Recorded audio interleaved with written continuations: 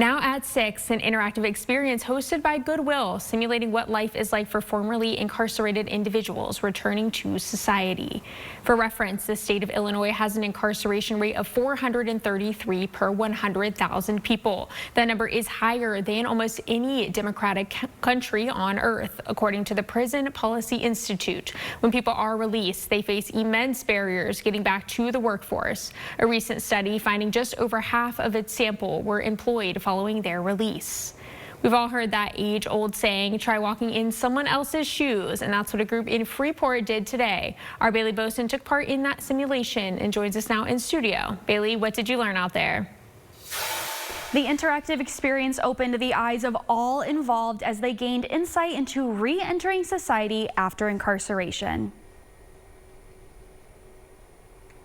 It's basically for the court systems, employers, and housing to see, hey, we all need to advocate for these people. We all need to help them get to where they need to be in life so that they can be productive citizens. Participants were given an alias followed by a list of requirements to re-enter society after incarceration. Myself, for example, had just gotten out of prison after 5 years for internet fraud and had no job, living at home with my parents, no financial resources, no money saved, and just a small handful of items to get around, whether it's transportation or some items to pawn for money, things that reentry folks have to go through, like drug tests, probation, counseling, get to the food bank for food and things like that. So it's managing what you're given. How do you go out and make all that work with limited time? With obstacles thrown at them throughout the simulated 4 weeks. And then you also have to go to jail for this.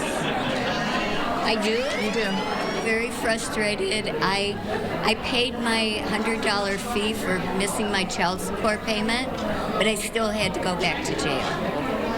Just going to do my time and try to do better next time. Sharing that balancing needs and requirements felt difficult. It was just really, really depressing on how I had to prioritize survive or do what I need to do based on what the system says I need to do and not go back to jail. How do you balance those? I don't know. Calling the event eye-opening, with participating employers and groups wanting to do more. Hearing that there's a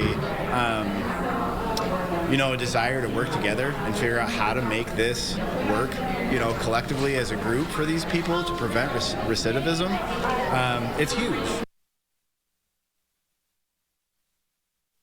Goodwill hopes to continue the event and raise awareness. Back over to you.